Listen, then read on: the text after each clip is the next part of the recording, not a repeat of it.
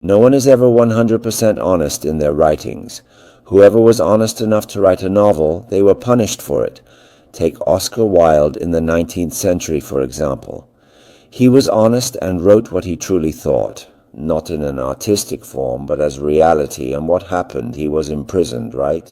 And on the other hand, now your romantic mood and certain things are fake, which is why romanticism as such is not characteristic of the Bible or anything else. It's not at all some kind of entertaining work that you read when you're bored and laugh at. Even these films and Italian neo-realism, which, beyond that, elite art is dead, and in general, Italian art has died.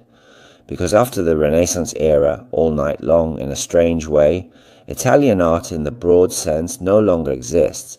Here and there, some writers occasionally shine, a few have Nobel Prize laureates, and that's it.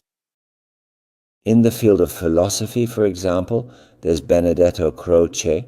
Interesting, yes, but all of this is still the 19th and 20th centuries, and the humanist Italians are just as much communists as the French. What does communist mean? It's a Latin word. The root is commune. In the Soviet Union, communist became a curse word thanks to the dissidents, but the term itself, what's wrong with it? Union means unity. From this comes communicability and commune. In the US, a commune is some kind of leader or something like that.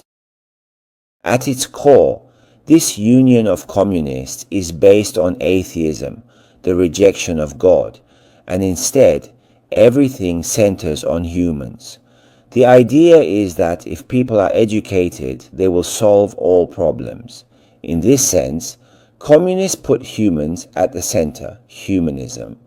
This is a Latin word. Humanus means human. Adding ism makes it a worldview about humanity, humanism. Adding ism to human makes it all-encompassing. For example, Freud, this is a surname, and his worldview is an example. It became widespread among them, so to speak. Its spread was caused by this, and it's interesting that in Georgian there is no such thing as Christianism. There is no ism attached to Christian. The word ends with ian, which means to follow, to go after. Jesus went, and you follow him. The word ian at the end of Christian means follower, someone who follows, who does not leave. The first Christians followed Jesus Christ wherever he went, and these apostles, these disciples, and not just them, he had many disciples. The apostles were given a specific task. There were 12, though one, Judas, betrayed him, but there were always many disciples. Sometimes there were over 70, but some left. Leaving happens, just like a student might drop out, switch departments, or transfer. For example, someone might enroll in the Polytechnic Institute, realize they dislike math, and like Levan Berzenishvili, switch to philology. This coming and going is common. People start and then leave. And you meet a person, then leave them. You marry someone, then leave them. This is just human nature. The same goes for writers. You get to know one, then move on. You say goodbye to the works you loved in childhood. After all, who reads Georgian fairy tales anymore? Adults who read them as children, their mothers didn't make a big deal out of it. Now Georgians might still talk about this, but people need other forms of entertainment. They have a need for knowledge. Even if it's just a curse at a list, it's their own choice. If this need doesn't exist, or if you suppress it, a person becomes no different from another form or species of animal, simply satisfying their physiological vital needs. Eat, sleep, and so on. Playfulness and liveliness are also found in animals. If you've seen birds, whether domestic or wild, or dogs, they can be playful too. Even a sheep will run off and chase after a tree, all driven by physiology. If you've noticed, there's nothing divine left in us, nothing divine at all. What sets us apart is the divine, the kind of creator God who made everything, all these skies, all forms of life. And within a person there is the potential to kill, to become animalistic, but there is also potential. A person at a higher level can reach divinity in a way that other living beings cannot. This is not impossible.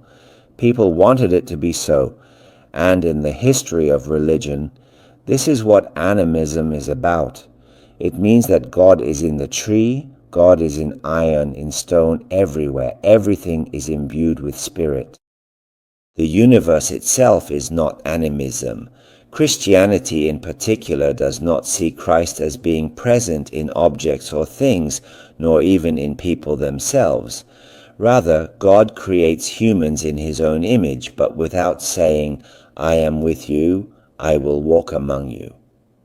Incarnation is not about God manifesting as a human. It is not that. We are independent beings in the sense that we are entirely different from the animal world. Look, a human is independent. Humans are different from the animal world, but they are dependent on the one who created them, that is, on God. Accordingly, it is precisely this form of life that he endowed with something unique, something that characterizes it, that is, he painted a likeness, a quality. This is what makes us humans unique. And when this dies, it means it separates, and then it becomes hidden, and well, everything divine is erased.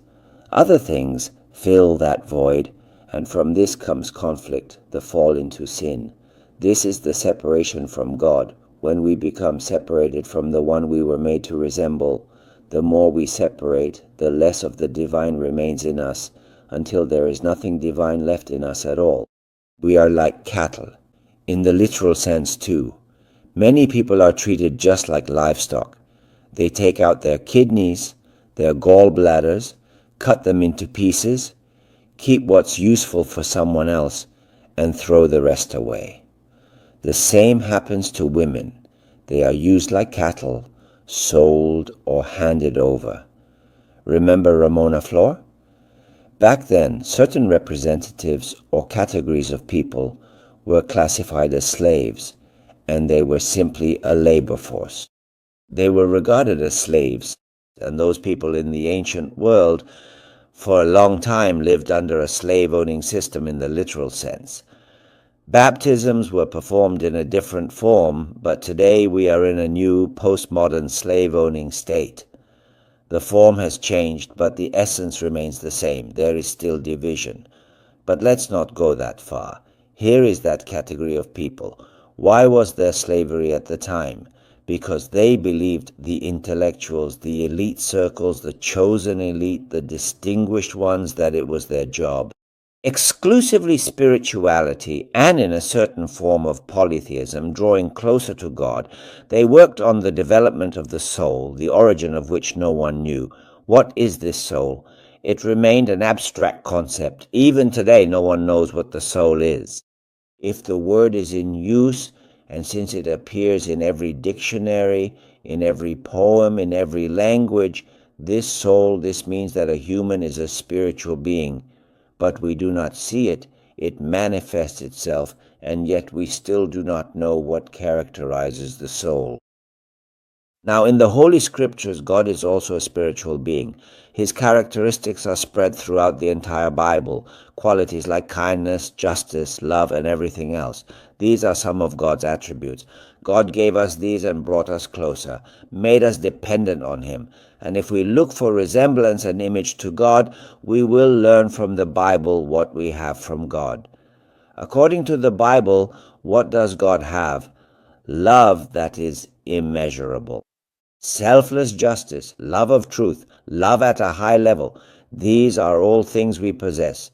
The drive to do good, no one is consciously evil. People simply don't realize because of trials that what they're doing now, let's say a certain person attacks someone, you might say, is he good or bad? No one comes out and declares themselves evil or attacks others as a manifestation of evil. Even Hitler never promised, I am evil and I will destroy you. Nor did the communists ever say, we are evil and will ruin others. On the contrary, they claimed to be fighting against evil. In general, the struggle is between good and evil, but no one really knows what is evil and what is good. These are relative concepts.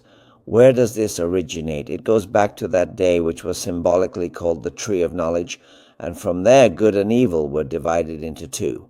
If you touched it and tasted its fruit, you would come to know good and evil. God does not know evil, because he did not create evil. We only know what we have created. That is why omniscience excludes the knowledge of evil, and absolute goodness does not contain evil. Accordingly, God does not know what evil is, in quotation marks, does not know. Well, then it wasn't created. So what is it then? And if God gave such an instruction, was the fruit really made in such a way that once you ate it, that was it, you were separated from God? Not as I mentioned earlier. The main point of this example was that a person should be obedient and compliant. Breaking God's word separated man from God, the Creator, and brought death. And the artistic form used to illustrate this, the symbol, is the tree and its fruit. The tree itself is not evil, nor is it specified whether the fruit is an apple or some other kind. It's simply called a fruit. The result of eating it is, if I eat this, I will know what good and evil are. This is what Satan said to them. God did not say that. Satan said, if you taste this, you will know what good is and what evil is. But God said, as soon as you taste this, you will die, you will be separated. And this was fulfilled 100%. But what Satan said did not come true, that you will know what good and evil are, like God. That is, God knows what good is, but does God know what evil is? God did not create evil. And as for things you do not create, we humans can only have an idea about them. You have an idea about what you create, but when it comes to something someone else created, you learn about it and form an idea. But especially, no one knows better than you what you yourself have created. For example, let's say a designer creates a car. He shows it to us. Still, the architect knows everything about the house better than I do, even if I rent it or bought it.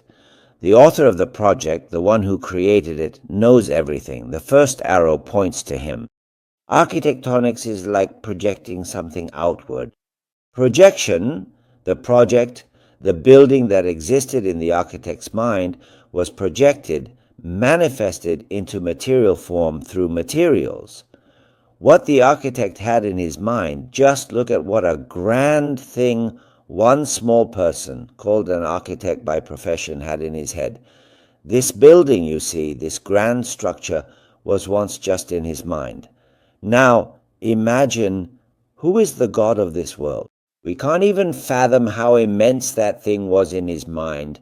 And he brought it out, created it, took it from his head and cast it out. And now the architect doesn't identify with the building at all. He took it out of his mind, let it go, and granted the building an independent existence. This is just an example I'm giving. The architect is no longer identified with it. He might even forget when he built a certain building, but I'm just making a comparison here. A person is not a building. People, life itself, and the source of life. God is the source, and when the manifestation of life is needed, he needs material. Such material is earth. With material taken from the earth, man began to move, and not only man, this is closely connected to the one who created it, and accordingly we look for good qualities within ourselves.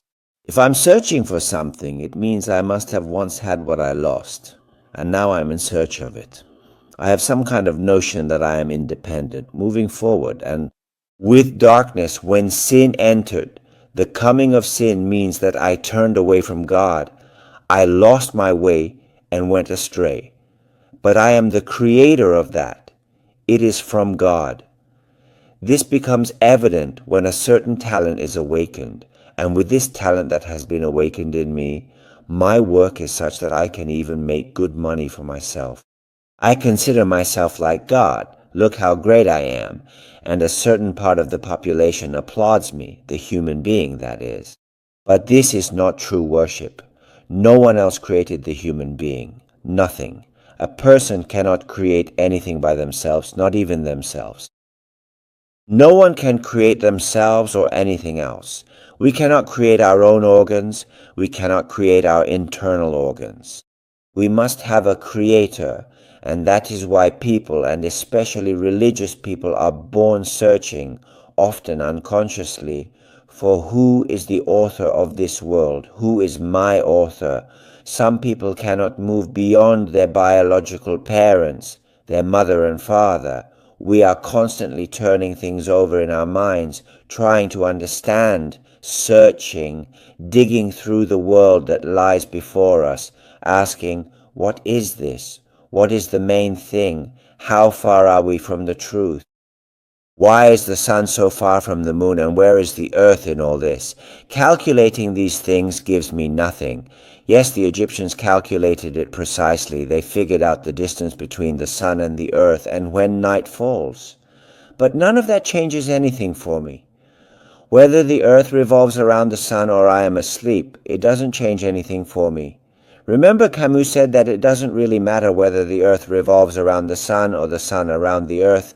The philosophical question is not a primitive one. Of course, he knew all this, but it doesn't change my situation.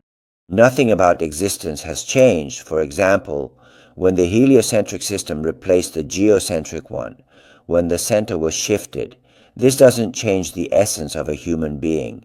The main problem is death. What is dying? What is it? We don't know what it is. We don't know. No one can understand what it is. No one can describe the phenomenon of death. Whether it's material or ideal, nobody knows. People do feel sorrow, but in the end, absolutely everyone goes, meaning everyone dies, often in a shameful way. They are buried in the ground, and their entire body completely loses its original form. And in deep old age, you wouldn't even recognize someone. If a person hasn't seen a 100-year-old man for 50 years, believe me, they wouldn't recognize him. Even after just 10 years apart, you wouldn't recognize them. That's how much their appearance changes. What causes these changes in form? A work of art doesn't change. When we paint something, it takes a long time for anything to change. For example, the pyramids built 2,600 years before our era, which were 147 meters tall, have barely changed. Only a little has decreased due to settling over time. It is a grand architectural structure with a cultic purpose, and each stone slab weighs 2,500 kilograms, 2.5 tons. How was it built, with what means? No one knows. It remains a mystery, a secret that was taken away. We don't know what colors were used, just as in ancient Egypt there were some expressions in color, but they didn't have easel painting. However, the colors that have reached us, those very colors with which they painted Egyptian songs, were crimson. Such a level of technology is still unknown today. Despite this, you see, a whole range of things is hidden, covered up, and we can't find them. Plus, nature itself changed after a certain period. Entropy crept into the earth, and things faded, just as people fade. That's why we can't find them. Otherwise, what couldn't we discover? And now, in modern times, people are still the same as before. So, if we could learn from others' experiences, it would be good. But that technology and those materials are simply no longer available. The colors you get from the earth now are different. Everything has faded, and chemistry now plays a big role. That's why chemical dyes make things shine so brightly, whereas in the past, it was all natural. Natural colors are beautiful, but since they faded, everything we have now is polished with chemistry. That means things are no longer dyed with the same pigments. Just like how cars are painted with paints that make them gleam, the same goes for clothes. I realize now what chemistry has done, whether it's ACA or a whole series of chemical products. That's what gives us these modern colors like oil paints. Not even the distant Jan van Eyck. No one has been able to uncover the technology he used in painting. We more or less know the technology of painting. I studied it at the academy, and that technology hasn't been lost. Today we have all the colors, but back then, how did they search for them? Everything was natural, made from plants and grasses. How did they do it? Using nature. Clothing, too, was made from different plants. Fabrics were natural. And then they would transform them into something else, and it would become something so beautiful. What we're looking at now, this is a creation. In short, it's been created. There must definitely be an author behind it. How could this possibly happen on its own? How could it just happen by itself? Something made a sound once, like an owl hooting, and then everything exploded and got distributed, and everything ended up in its right place. The distances between the sun and the earth are just right. Could that really be the result of an explosion? If it was an explosion, we need to talk about what caused it to explode. Well, if there isn't something to cause the explosion, what exactly is exploding on its own? And if it does explode by itself, there must be some kind of chemical reactions, which are specifically designed for that.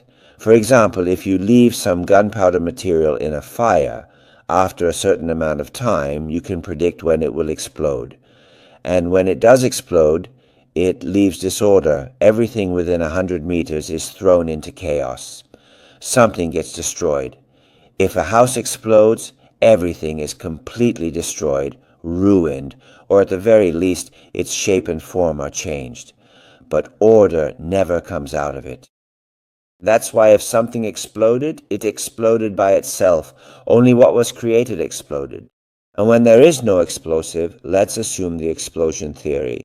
If God does not, they blew up, who fixed it?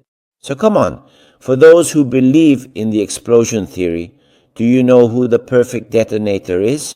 So let's change the word explosion to creation. That's exactly what is written in the Bible. In the beginning, in time, God created the heavens and the earth. If we transfer this to a philosophical category, like Spencer transferred the animal, it's all exactly in the Bible. Time, space, energy, matter. In the beginning, God created the heavens and the earth. In philosophical terms, it sounds like this: time, space, energy, matter. There you have it. Everything is in that room. So, is there really a contradiction between science and the Bible? The terms are just different. Words, formulations, they differ, but the essence remains the same. So the Holy Scripture does not contradict this. Sometimes I find it amusing when a scientist or even a non-scientist stands there as a human being, and people themselves are miserable. Even a doctor who treats others can end up in such a state that now he himself needs treatment, and he can't do anything. He says, "What can I treat?"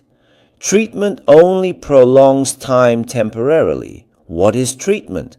It is the effort of a finite human being to slow down, just a little, the approach of the end. The so-called terminal recovery is not really recovery. If the disease was progressing rapidly and hastening my departure from this world, when we use treatment methods, we slow it down.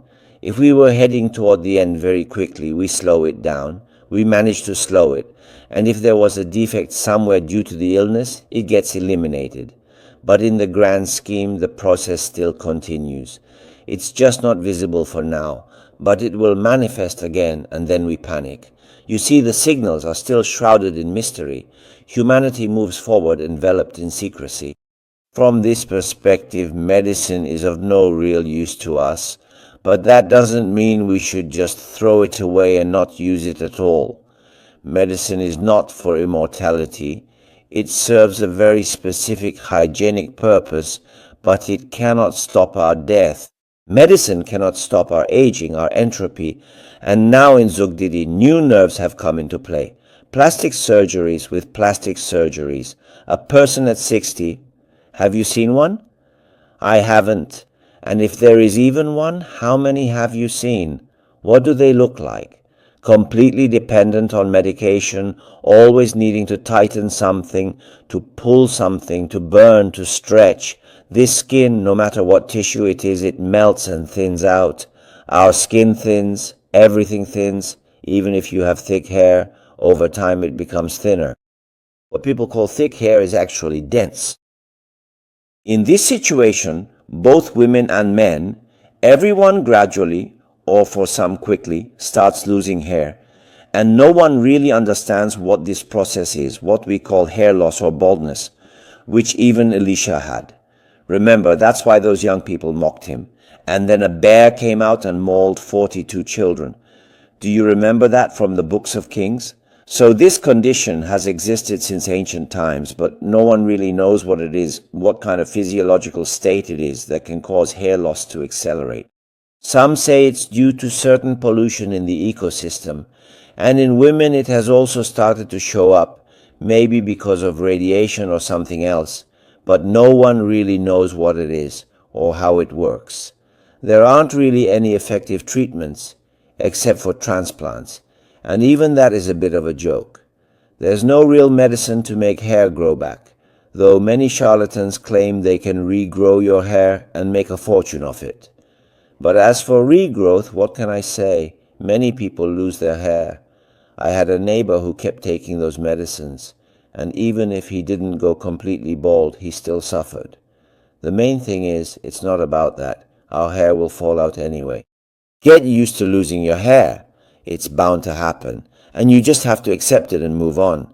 But if you think that hair is the only thing that defines us as people, then we're really in trouble.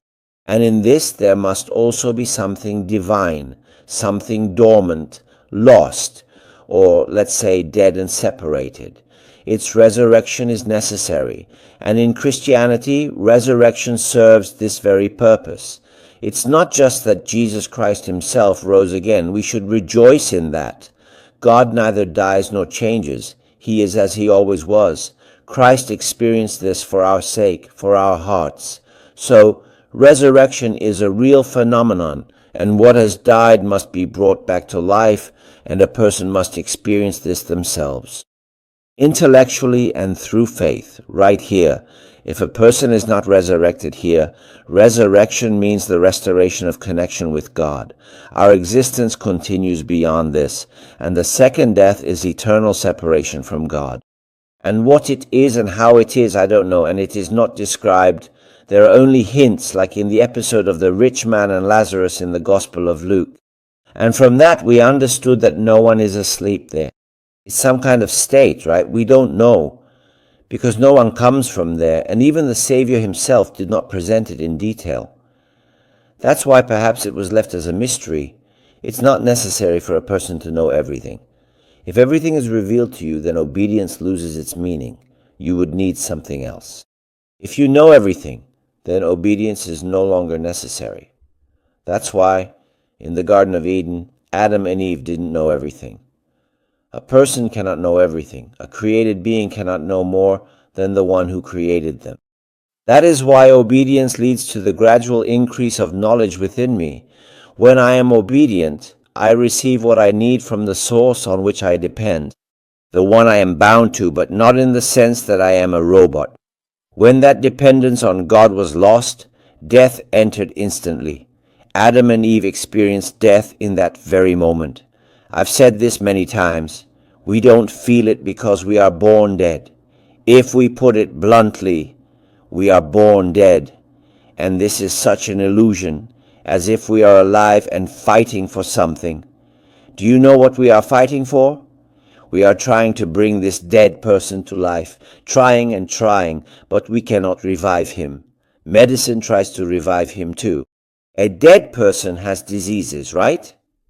Humans have diseases too, and this is inevitably a constant companion. There is no such thing as a 100% healthy person. It's impossible.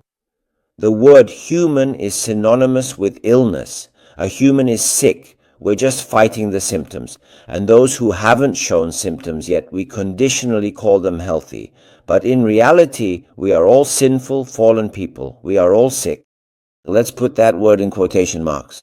Oh, let's be direct. Understand that this has different meanings. For example, when the word is used metaphorically for a sick person, it means someone who never speaks incorrectly, or rather, someone who always speaks incorrectly to suit your wishes. The moment he speaks, he immediately goes off. We might say he's emotional, brainless, crazy, or sick. All of this is about word usage. Now let's move to the theological aspect. Theology is the knowledge of God's teachings, the understanding of God. Theology is not just about hoping independently from God, but rather it's when God enters into us and lets us know him, revealing himself to us. Without him, we cannot come to know him, which is why the Bible is a revelation. He who created me reveals himself to us. Who created the universe? This is written in the Holy Scriptures. And with that, I bid you farewell with best wishes and many thanks to everyone